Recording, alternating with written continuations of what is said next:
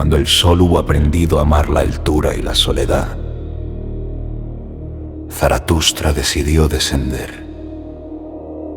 10 años había permanecido en la montaña, alimentándose del silencio, conversando con el viento, escuchando la respiración antigua de la tierra. Allí, lejos de los hombres, su espíritu se volvió claro como el amanecer y pesado como una verdad imposible de ocultar.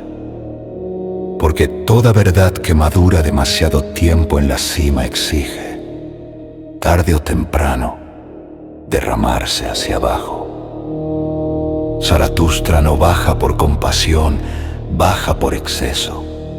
Su corazón está colmado, rebosante como una copa que ya no puede contener el vino de su visión.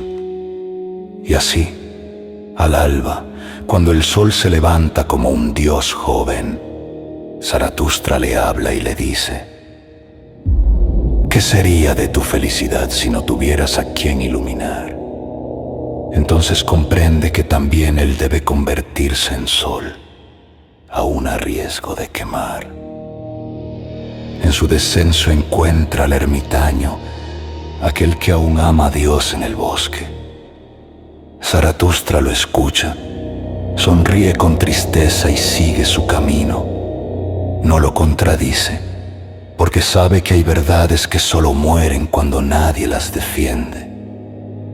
En ese instante, sin anunciarlo, Dios ya ha muerto para él, y con esa muerte nace una carga terrible. Ahora el sentido del mundo recaerá sobre los hombros del hombre. Cuando Zaratustra llega a la plaza del mercado, encuentra a la multitud, ríen, comercian, esperan un espectáculo. Él les habla no como un predicador, sino como un anunciador de tormentas. Les dice: el hombre es algo que debe ser superado. No como una amenaza, sino como una promesa. El hombre no es una meta, sino un puente tendido sobre el abismo. Un tránsito peligroso entre lo que fue y lo que puede llegar a ser. Entonces pronuncia por primera vez el nombre que quema los oídos: el superhombre. No como un amo, no como un tirano, sino como un creador. El superhombre es aquel que se atreve a inventar valores cuando los viejos se han derrumbado. Aquel que dice sí a la vida incluso en su forma más cruel. Aquel que no pide permiso al pasado ni se arrodilla ante el miedo. Pero la multitud no escucha, se ríe, prefiere al último hombre, ese ser pequeño, cómodo, satisfecho, que ha eliminado el dolor no por grandeza, sino por cobardía. El último hombre no quiere alturas ni abismos, quiere seguridad, bienestar, entretenimiento. Parpadea y dice: hemos inventado la felicidad. Y en ese parpadeo se apaga el espíritu humano. Zaratustra comprende entonces la tragedia. No se puede regalar una cima a quien teme escalar. Su palabra cae como semilla sobre piedra. Ha hablado demasiado pronto, o quizá demasiado tarde. El profeta descubre que la verdad no convence, no seduce a las masas, no se adapta al mercado. La verdad exige transformación, y eso es lo que el hombre común evita a toda costa. Derrotado pero no vencido, Zaratustra se aparta de la multitud, aprende que el mensaje no es para todos, que no se grita en la plaza, que no se enseña como doctrina. El verdadero pensamiento camina solo, y quien quiera seguirlo deberá pagar el precio de la soledad. Así termina el prólogo, no con una victoria, sino con una advertencia. El descenso del profeta revela una paradoja eterna. El que ve más lejos suele ser incomprendido. El que ama la vida con mayor intensidad suele ser rechazado.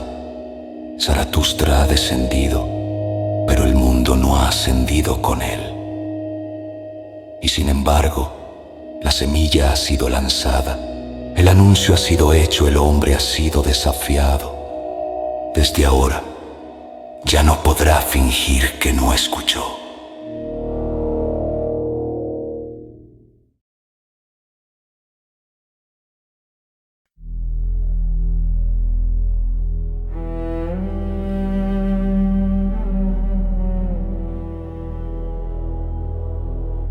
la voz de Zaratustra no hay consuelo fácil ni promesa de descanso.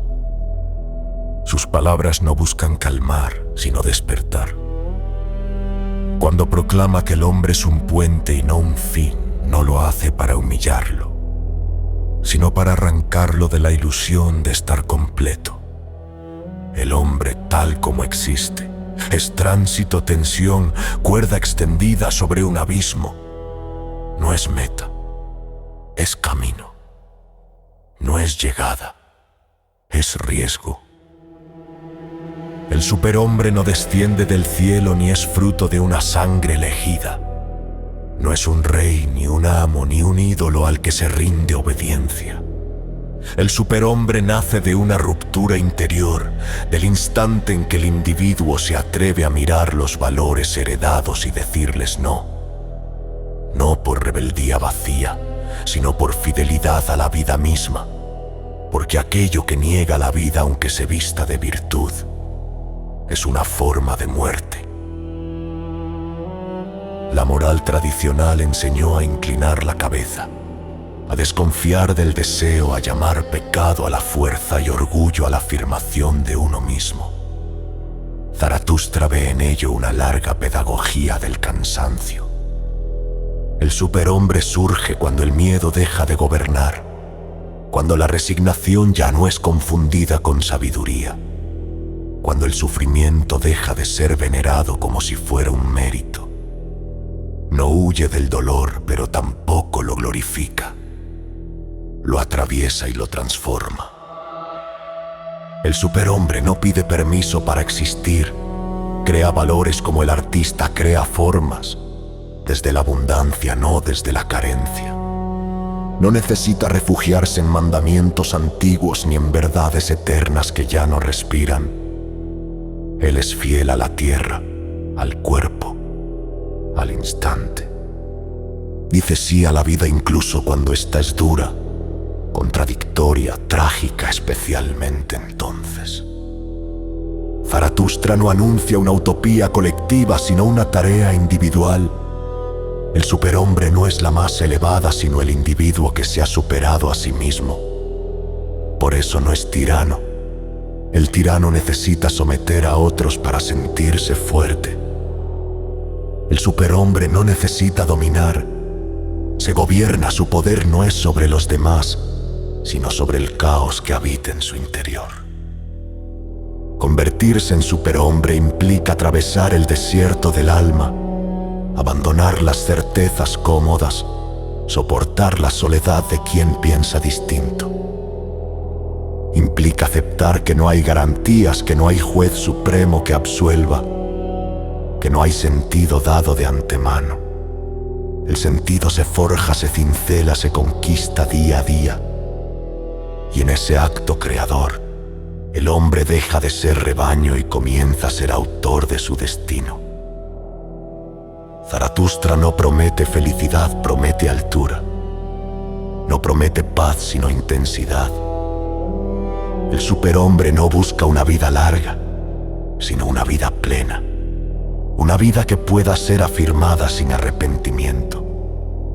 Una vida que al ser mirada de frente, pueda decir sí, que se repita. Así el superhombre no es el final del hombre, sino su desafío eterno. Una estrella lejana que no se alcanza del todo, pero que orienta el camino. Mientras el hombre siga creyéndose terminado, estará perdido. Mientras se atreva a superarse, seguirá vivo. Y Zaratustra, como un heraldo del amanecer, no ordena ni suplica, solo advierte.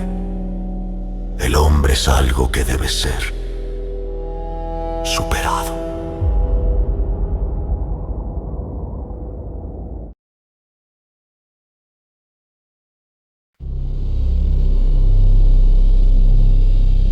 No se trata de un asesinato cometido con manos humanas, ni de una blasfemia lanzada al cielo como una piedra.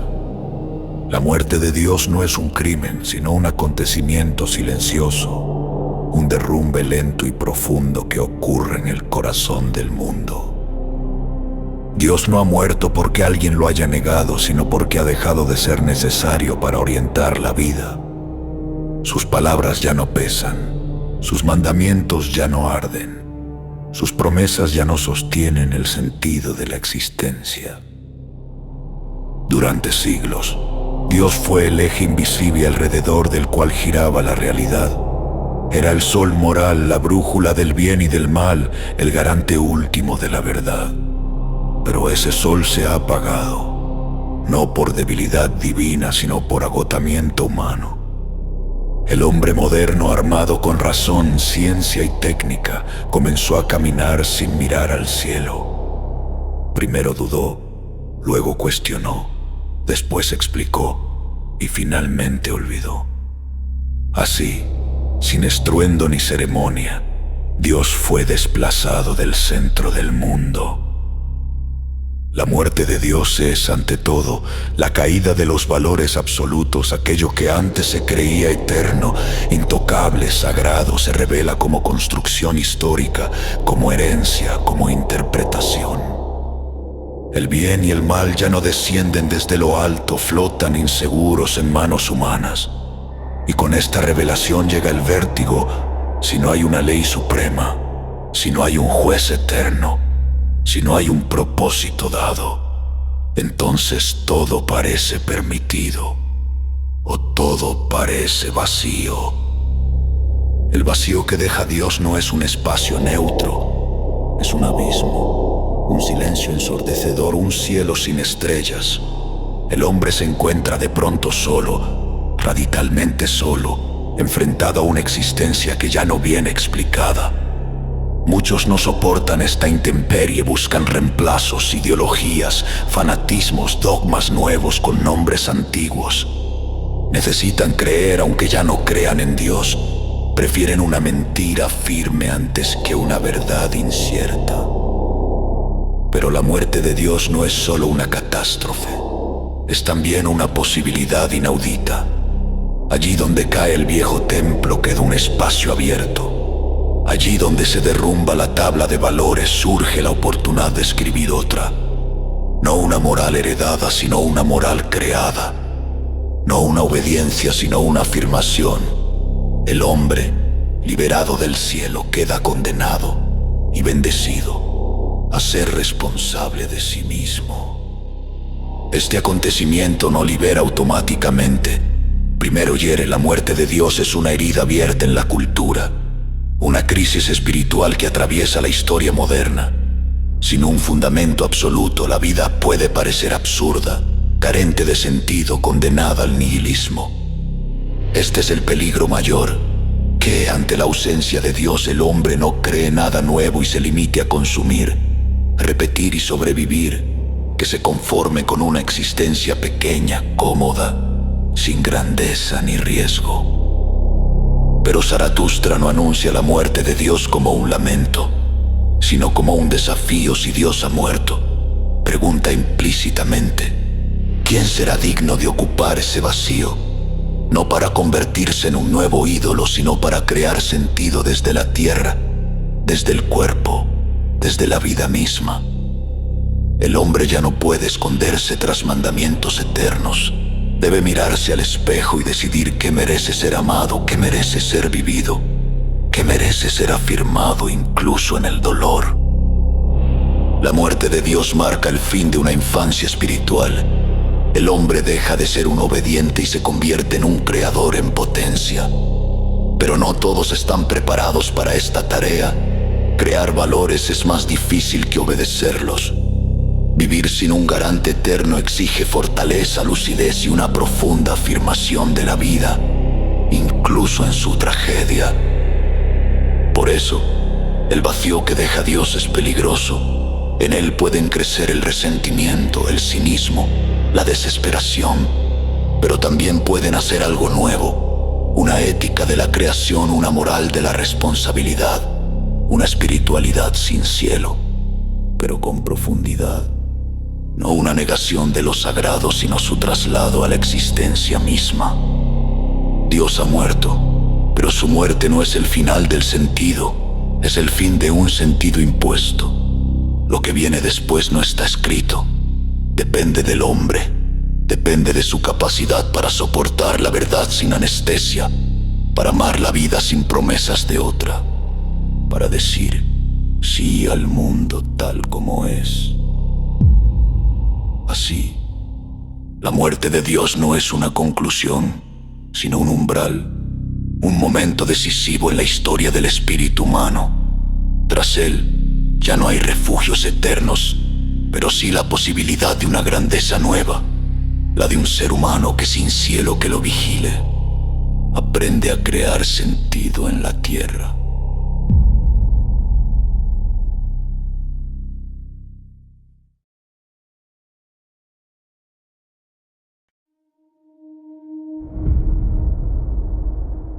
Zaratustra alzó la voz no contra un hombre, sino contra un hábito milenario del espíritu. No atacó la fe como consuelo íntimo, sino la moral que se había erigido como ley suprema del mundo. Esa moral que enseñó al ser humano a desconfiar de su fuerza, a avergonzarse de su deseo y a llamar virtud a su propia mutilación interior. Durante siglos, dice Zaratustra, se veneró la humildad no como elección, sino como obligación. Se glorificó la obediencia no como disciplina consciente, sino como sumisión disfrazada de bondad.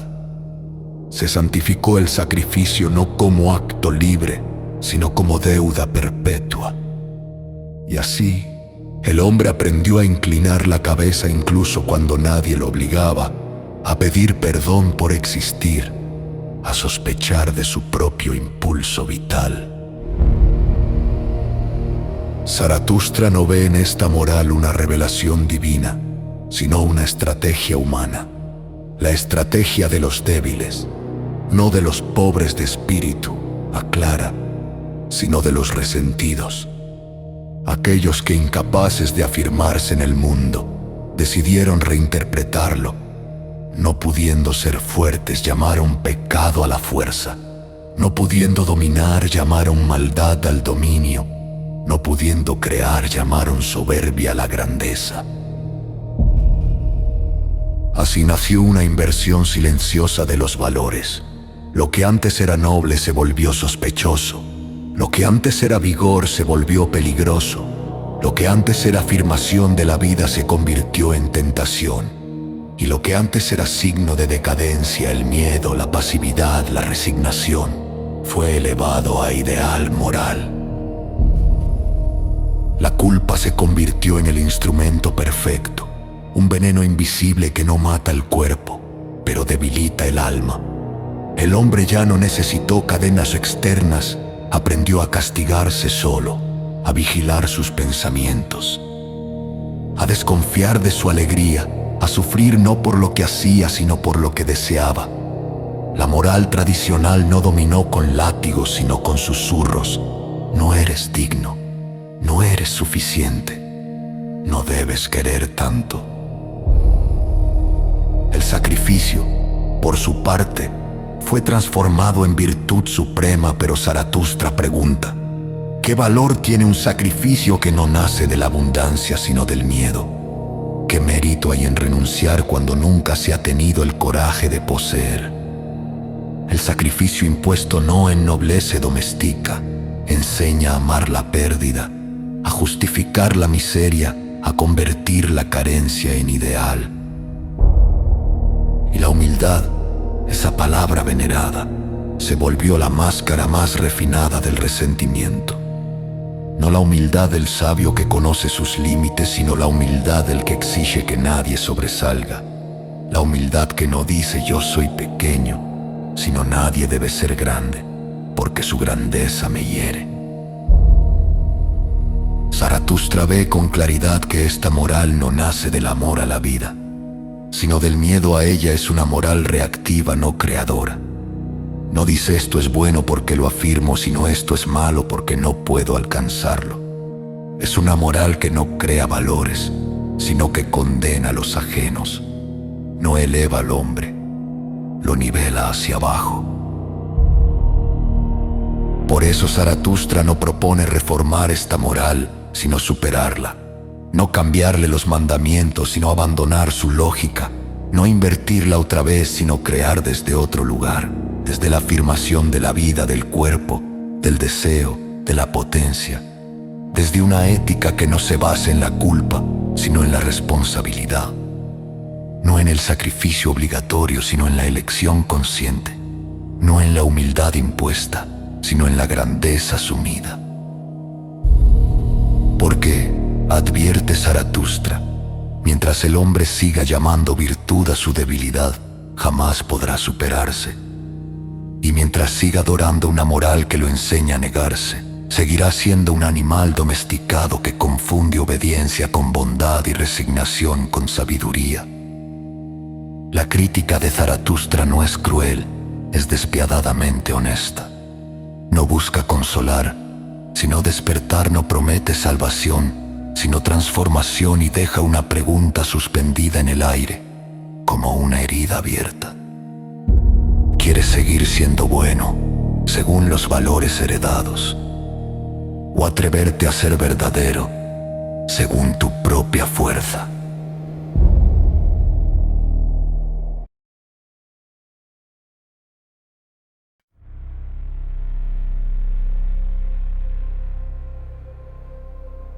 Todo ser vivo es un impulso en marcha, una llama que no fue creada para quedarse quieta. La vida no nace para conservarse, sino para desbordarse. Allí donde late un corazón, donde brota una idea, donde un cuerpo se yergue contra la gravedad del mundo, existe una fuerza silenciosa que empuja hacia adelante. La voluntad de poder. No como un grito de conquista, no como el deseo burdo de dominar a otros, sino como una afirmación profunda, íntima, casi sagrada, de lo que se es y de lo que se puede llegar a ser. La vida no quiere equilibrio porque el equilibrio es reposo, y el reposo es la antesala de la decadencia. La vida quiere tensión, quiere riesgo, quiere el temblor del salto, quiere la cuerda estirada entre lo que somos y lo que aún no nos atrevemos a ser. Allí, en ese filo incómodo, nace la creación. La voluntad de poder no busca la paz del lago inmóvil, sino la furia del río que rompe la roca, no por odio, sino por abundancia. Cada ser afirma su existencia al expandir sus posibilidades. La flor no pide permiso para abrirse, el árbol no se disculpa por crecer, el animal no siente culpa por su fuerza. Solo el hombre ha aprendido a desconfiar de su propio impulso vital, a llamarlo pecado, soberbia o peligro, y sin embargo incluso reprimida. La voluntad de poder sigue operando, transformándose en resentimiento, en miedo, en deseo de control externo cuando no puede afirmarse hacia adentro. Se deforma hacia afuera. Zaratustra no habla de una voluntad que somete, sino de una voluntad que se eleva. No es la mano que aplasta, sino la columna que sostiene. Es la energía que permite al espíritu decir sí a la vida, incluso en el dolor, incluso en la pérdida, incluso en el abismo. Quien posee voluntad de poder no necesita humillar, porque no vive comparándose, no necesita imponer, porque está ocupado creando. Su fuerza no se mide por los vencidos, sino por los límites que ha trascendido en sí mismo. La voluntad de poder es el pulso secreto de toda transformación. Es la fuerza que empuja al artista a romper la forma heredada, al pensador a desafiar la verdad cómoda, al individuo a desprenderse de la identidad que ya le queda estrecha. No tolera las jaulas, ni siquiera las doradas, donde se la niega, enferma, donde se la encadena, se vuelve destructiva, donde se la reconoce, florece como creación. No quiere conservar la vida tal como es, quiere intensificarla. Prefiere el peligro a la seguridad, la verdad hiriente a la mentira reconfortante, el camino incierto a la repetición obediente. Por eso la voluntad de poder es temida, porque porque no promete descanso, promete crecimiento. No ofrece refugio, ofrece altura, no da respuestas finales, abre preguntas que queman. En el ser humano esta voluntad se convierte en una tarea. No basta con existir, hay que afirmarse, no basta con sobrevivir, hay que interpretarse, superarse, reinventarse. Cada vez que el hombre renuncia a su potencia creadora para refugiarse en la moral de rebaño, la voluntad de poder se debilita y la vida se empobrece. Pero cada vez que asume el riesgo de ser autor de sus valores, la vida se expande.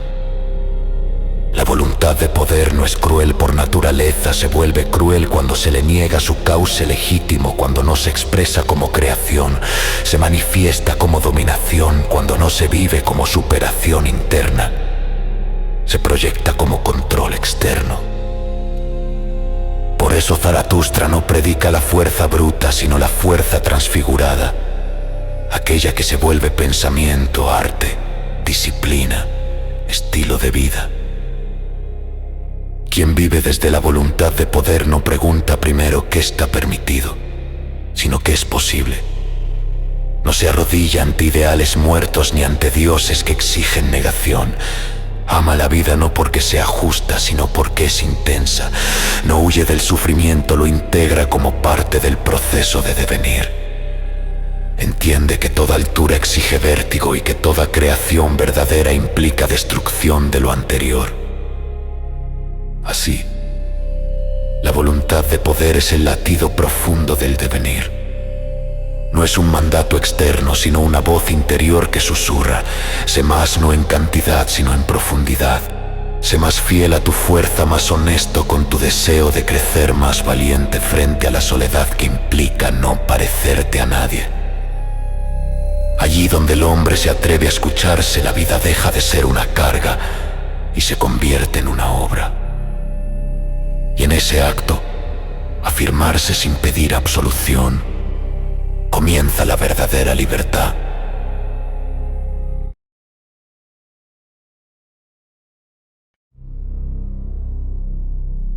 El espíritu libre no nace, se conquista. No es un don otorgado ni una herencia amable, es el resultado de un largo viaje interior. Un tránsito doloroso a través de 3 metamorfosis del alma. Como si el ser humano debiera morir varias veces antes de aprender a vivir de verdad. Zaratustra no habla de un cambio externo, sino de una alquimia interna. La transformación del peso en fuerza, de la negación en afirmación, del caos en creación. El que sabe cargar. En el inicio el espíritu es camello, se arrodilla para recibir el peso del mundo, acepta las cargas con obediencia. Incluso con orgullo dice sí a los mandatos heredados.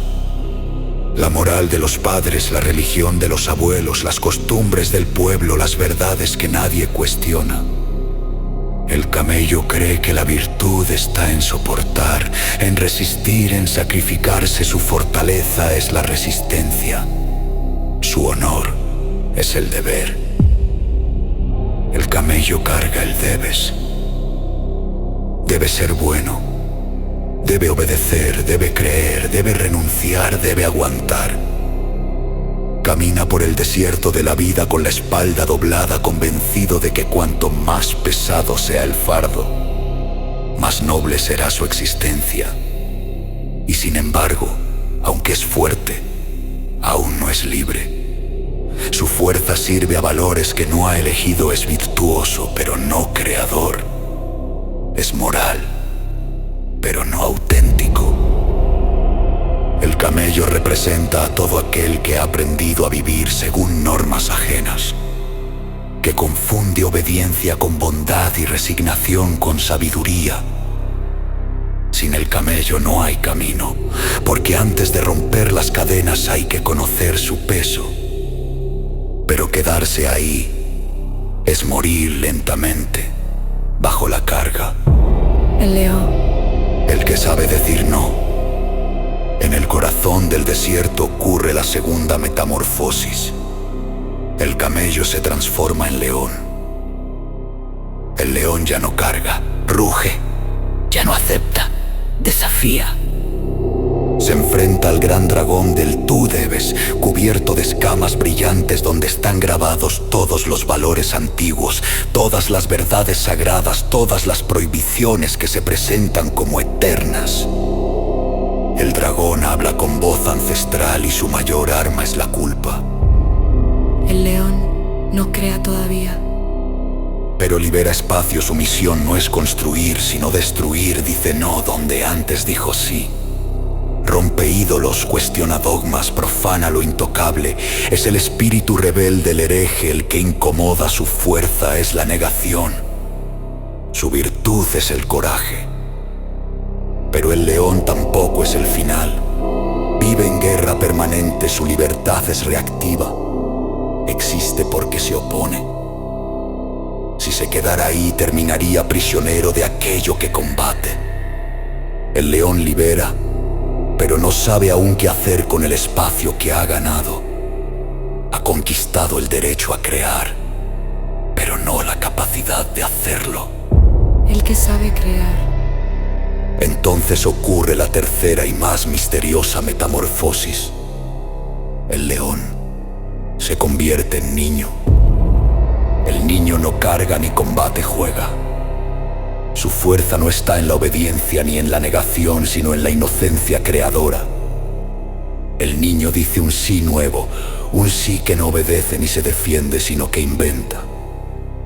No necesita justificar su existencia con reglas antiguas ni con guerras constantes.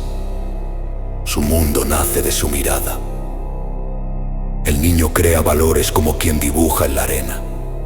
Con libertad, con ligereza, sin miedo al error. No está atado al pasado ni obsesionado con destruirlo. Vive en el presente como si cada instante fuera el primero. Aquí aparece el verdadero espíritu libre. Aquel que ya no reacciona, sino que origina. El niño representa la afirmación plena de la vida.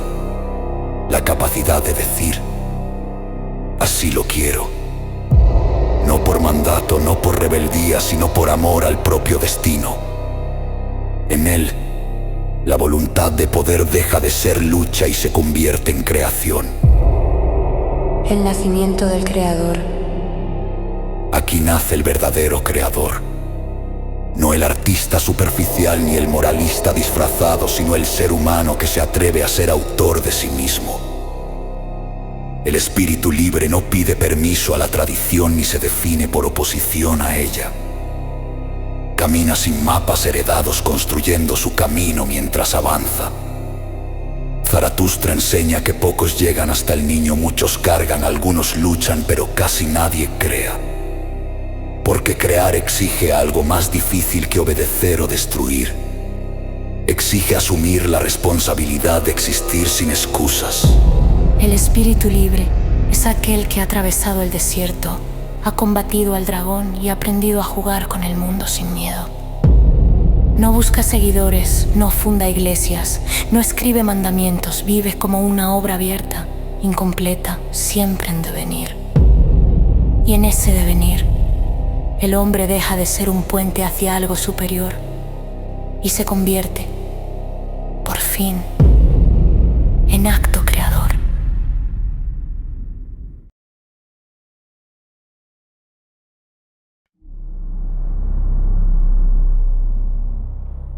Zaratustra no ofrece aquí una enseñanza cómoda, ni un consuelo para las noches del espíritu. No habla como un sacerdote que promete redención, ni como un sabio que suaviza la verdad. Habla como quien arroja una piedra al fondo del alma para escuchar si aún hay eco. El eterno retorno no es una teoría del tiempo, es una prueba. La más dura de todas. Imagina, dice Zaratustra, que un día, en la hora más silenciosa, cuando el mundo parece suspendido entre un latido y otro, se te aparece un demonio. No llega con cuernos ni fuego, sino con una pregunta. Te dice que esta vida que has vivido, con cada dolor y cada gozo, con cada error, cada cobardía y cada instante de plenitud, deberá repetirse exactamente igual. No una vez más, sino infinitas veces. Nada nuevo, nada corregido. Ningún escape, cada lágrima volverá a caer en el mismo punto. Cada palabra volverá a pronunciarse con la misma intención. Cada silencio tendrá el mismo peso. Ante esta revelación el hombre común se derrumba, maldice su destino. Siente que el tiempo se convierte en una prisión circular. Comprende, con horror, que ha vivido esperando un después, una recompensa, una redención, una explicación final que justifique sus sacrificios. El eterno retorno arranca esa esperanza de raíz. No hay tribunal último, no hay perdón futuro, solo este instante, repetido sin fin. Por eso esta idea no es para los débiles. Es un martillo que golpea la estructura misma de la moral heredada. Quien ha vivido odiando su vida, quien ha soportado la existencia como una carga que debía aguantar por algo, no puede soportar esta visión. El eterno retorno revela sin piedad cuánto desprecio ha tenido uno por su propio vivir. Pero Zaratustra no se detiene en el abismo. Él habla para aquellos que pueden amar su destino, para quienes no piden que la vida sea justa, sino intensa, para quienes no desean borrar su pasado, sino afirmarlo. A estos les dice, solo aquel que puede gritar, ¡sí!, incluso a su dolor, incluso a su fracaso, incluso a sus noches más oscuras, está preparado para esta verdad.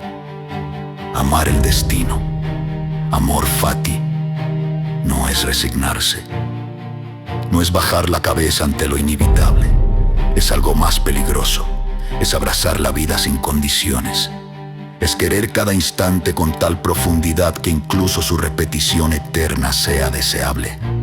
El eterno retorno exige que vivas como un creador, no como una víctima, que cada acto sea tan tuyo que no necesites arrepentimiento. Aquí el tiempo deja de ser una línea que corre hacia una salvación futura. Se vuelve un círculo sagrado. Cada momento pesa como eternidad. Cada decisión importa infinitamente porque no conduce a otra vida. Es la vida vivir. Bajo el eterno retorno es vivir sin coartadas. No puedes culpar al pasado ni esperar al mañana. Todo ocurre ahora. Y este ahora tiene el peso de lo infinito. Zaratustra sabe que esta enseñanza quema. Por eso la susurra más que proclamarla. Porque quien la entiende ya no puede refugiarse en excusas. El eterno retorno transforma la ética. No preguntes si algo es bueno o malo según una ley externa. Pregúntate si estarías dispuesto a vivirlo eternamente. Esa es la medida. Así, el eterno retorno no aplasta al espíritu fuerte, lo eleva, lo obliga a convertirse en artista de su propia existencia, a dar forma a su vida como a una obra que no necesita corrección. El hombre que acepta esta idea ya no huye del sufrimiento, pero tampoco lo glorifica, lo integra, lo transforma en fuerza. Zaratustra sonríe ante esta visión, aunque sabe que casi nadie está preparado, porque aceptar el eterno retorno es aceptar la vida sin anestesia, sin promesas, sin salvación externa. Es decirle al mundo, incluso en su crueldad, te quiero tal como eres. Y en ese acto, el más arriesgado de todos, el hombre deja de ser un puente tembloroso y comienza, por primera vez, a sostenerse a sí mismo como si al amar su destino, el tiempo mismo se inclinara ante él. Quien puede desear el eterno retorno de su vida, ya no necesita esperanza, porque ha hecho de su existencia algo digno de la eternidad.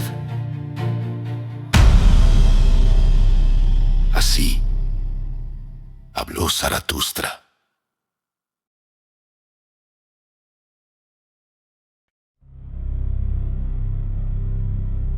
Zaratustra creyó, al principio, que la palabra bastaba. Creyó que el relámpago podía explicarse, que el fuego podía describirse sin quemar, que la altura podía señalarse con el dedo sin vértigo. Descendió una vez más entre los hombres con el corazón cargado de sentido, con la voz henchida de promesas que no pedían fe sino valentía. Pero encontró oídos cansados, miradas distraídas, almas que querían consuelo y no transformación. Sus discípulos lo seguían, sí, pero no caminaban con él, repetían sus palabras como quien repite una melodía ajena, sin que el ritmo les atravesara la sangre. Querían doctrina donde había abismo, reglas donde había riesgo, un ídolo nuevo donde él ofrecía un camino sin barandales. Entonces Zaratustra comprendió el primer golpe del fracaso. No todo el que escucha oye, no todo el que sigue avanza, no todo el que admira comprende. La incomprensión no vino como un ataque frontal, sino como una niebla. No lo negaban, no lo combatían, simplemente lo reducían. Tomaban su pensamiento vivo y lo convertían en frase, en consigna, en enseñanza domesticada. Y nada hiere más al espíritu creador que ver su fuego convertido en lámpara de mesa. Zaratustra habló del superhombre y ellos escucharon superioridad. Habló de la muerte de Dios y ellos escucharon blasfemia. Habló de creación y ellos pidieron permiso. Entonces comprendió la segunda verdad amarga. Las verdades profundas no se transmiten, se encarnan. No se enseñan como se enseña una técnica, ni se heredan como se hereda un nombre.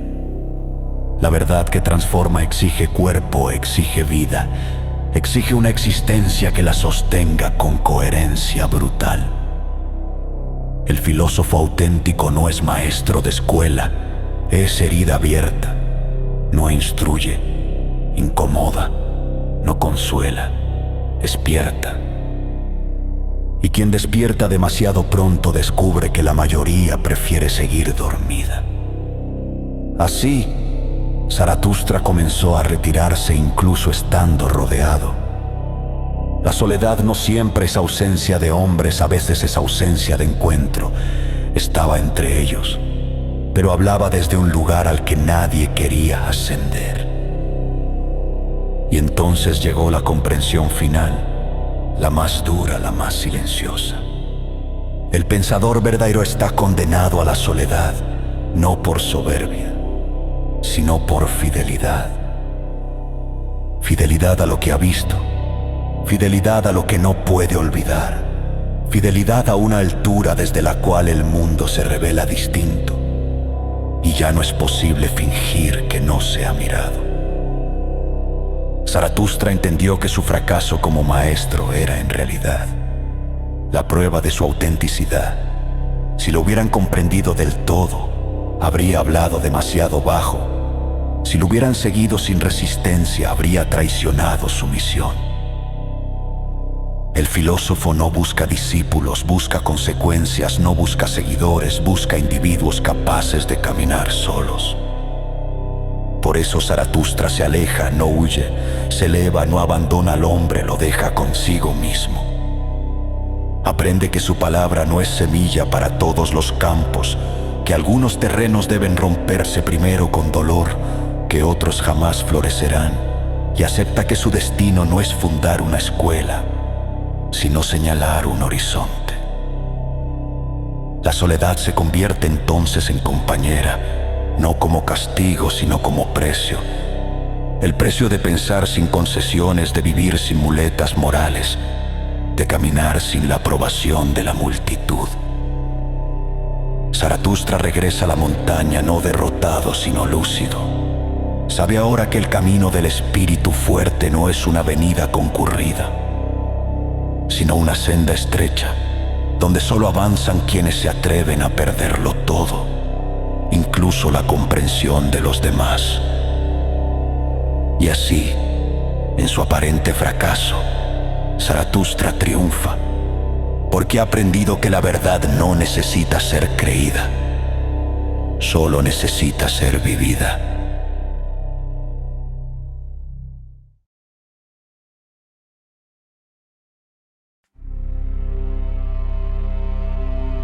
Zaratustra alzó la mirada y vio la multitud como un mar quieto, no porque estuviera en calma, sino porque había olvidado cómo agitarse. No era un océano tempestuoso, sino un estanque tibio, satisfecho de su propia inmovilidad. Allí comprendió que la masa no es violenta por exceso de fuerza, sino por carencia de espíritu. No oprime por maldad consciente, sino por pereza del alma. La multitud no desea crecer, desea permanecer. La masa ama la comodidad como un dios silencioso. Se arrodilla ante el sillón blando, ante la rutina segura, ante la promesa de un mañana idéntico al ayer. No quiere riesgos porque el riesgo exige decisión. No quiere altura porque la altura implica vértigo. Prefiere el suelo llano, donde todos caminan al mismo paso y nadie destaca demasiado. Allí, la igualdad no nace de la justicia, sino del miedo a la diferencia. Zaratustra vio que la multitud confunde seguridad con sentido. Cree que vivir es durar, que existir es evitar el dolor, que pensar es repetir lo ya probado. La masa no pregunta por qué vivir, sino cómo no sufrir. Y en ese desliz imperceptible entrega su alma, porque quien huye del sufrimiento también huye de la grandeza, ya que ambas nacen del mismo fuego. La multitud necesita entretenimiento como el enfermo necesita anestesia, no para sanar, sino para no sentir. El ruido constante sustituye al pensamiento. La risa fácil ahoga, la pregunta incómoda se entretiene para no mirar dentro, para no descubrir el vacío que dejó la muerte de los viejos dioses. Así canta, consume, opina y se indigna por turnos, creyendo participar de la vida cuando apenas la roza. Zaratustra desprecia a la masa no por soberbia, sino por lucidez. No la odia, pero tampoco la idealiza. Sabe que donde manda la multitud el espíritu se marchita, porque la masa no crea valores, los hereda, los diluye, los vulgariza. Todo lo que toca lo vuelve digerible, liviano, inofensivo. La verdad en sus manos se convierte en consigna, la virtud en pose, la rebeldía en moda. La multitud teme al individuo creador no porque sea cruel, sino porque es espejo. Frente al hombre que se supera, la masa se siente acusada. Por eso ridiculiza al que asciende, desacredita al que piensa distinto, lincha al que se atreve a vivir de otro modo. No lo hace con espadas, sino con risas, con rumores, con el arma más eficaz, la normalidad. Zaratustra vio que la masa ama los ídolos pequeños, líderes que no incomoden, ideas que no exijan, verdades que no quemen. Prefiere al maestro que consuela antes que al que despierta. Prefiere al pastor que la mantiene unida antes que al profeta que la divide. Porque toda verdadera idea separa y la masa vive del amontonamiento. En la multitud, el nosotros aplasta al yo, no como comunidad creadora, sino como refugio del anonimato. Allí nadie es responsable porque nadie es plenamente alguien. La culpa se disuelve, la conciencia se diluye, la voluntad se debilita. La masa no dice yo quiero, dice se quiere. No dice yo creo, dice se cree. Así, la vida se vuelve impersonal. y el hombre se convierte en función. Zaratustra anticipa un tiempo en que la masa será celebrada como virtud, un tiempo en que la mediocridad se llamará humildad, la resignación prudencia, la obediencia madurez, un tiempo en que destacar será sospechoso y pensar en grande. Ofensivo ese tiempo, susurra, no vendrá, ya ha llegado. Por eso Zaratustra se aparta, no discute con la multitud, no la convence, no la salva. Comprende que el espíritu superior no nace del consenso, sino de la soledad. El creador necesita distancia, silencio, altura. No puede vivir en la plaza pública donde todo se grita y nada se escucha. Su tarea no es agradar, sino afirmar. El desprecio de Zaratustra no es odio, es diagnóstico. No es condena moral, es advertencia. Quien se abandona a la masa renuncia a su posibilidad más alta. Quien vive solo para encajar deja de ser puente y se convierte en muro, y el hombre, recuerda Zaratustra, no fue hecho para ser multitud, sino camino. Así habla Zaratustra, huye del ruido que adormece, desconfía del aplauso fácil, teme más a la comodidad que al dolor y recuerda que solo el que se atreve a estar solo puede, algún día, estar verdaderamente con los otros.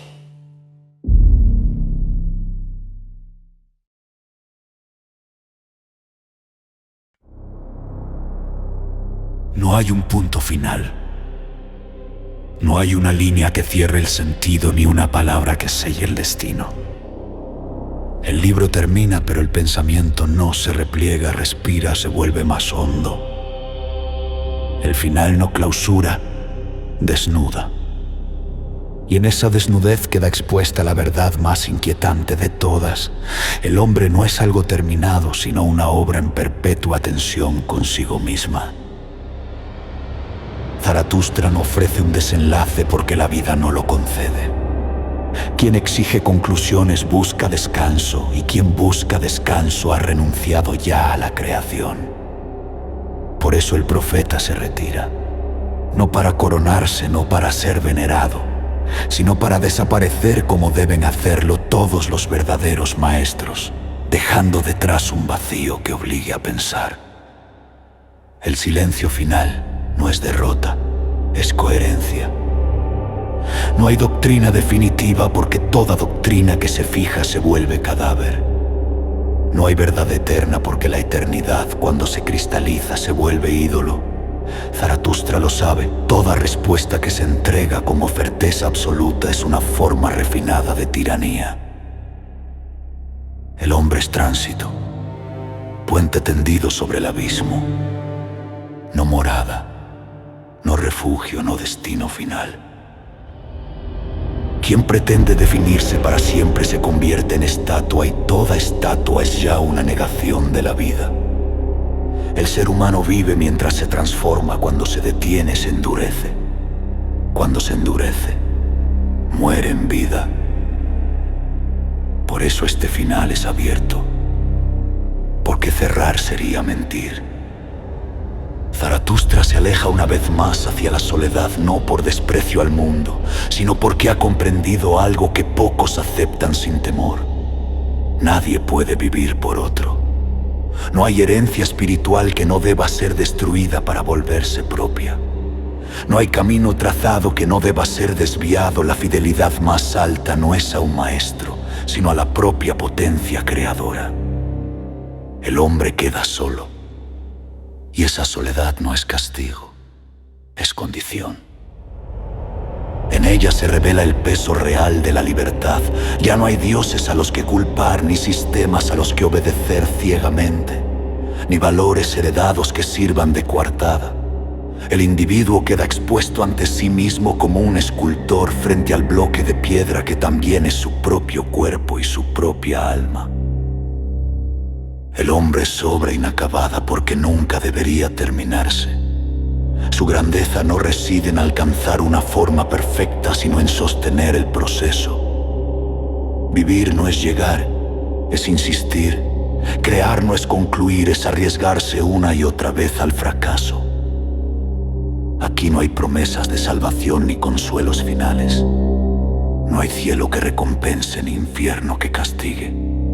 Hay, en cambio, una exigencia radical: hacerse cargo de la propia vida como si fuera una obra única e irrepetible. Cada gesto, cada elección, cada silencio cuenta. No existe neutralidad. Incluso no elegir es ya una forma de elección. El final abierto es una prueba silenciosa. No se anuncia, no se explica, simplemente espera. Puedes vivir sin certezas absolutas. Puedes crear valores sin esconderte tras una autoridad superior. Puedes soportar que no haya garantías, que no exista un sentido dado, que todo dependa de ti. Zaratustra no responde porque responder sería traicionar su enseñanza. Decir haz esto sería reemplazar un Dios por otro. Él se retira. Para no convertirse en ídolo, comprende que el mayor peligro no es la ausencia de verdades, sino la comodidad de aceptarlas sin haberlas creado. El hombre no es algo que es algo que deviene. Cada día talla su forma provisional, cada caída deja una grieta. Cada superación borra un antiguo rostro, no hay identidad fija. Solo máscaras que se abandonan.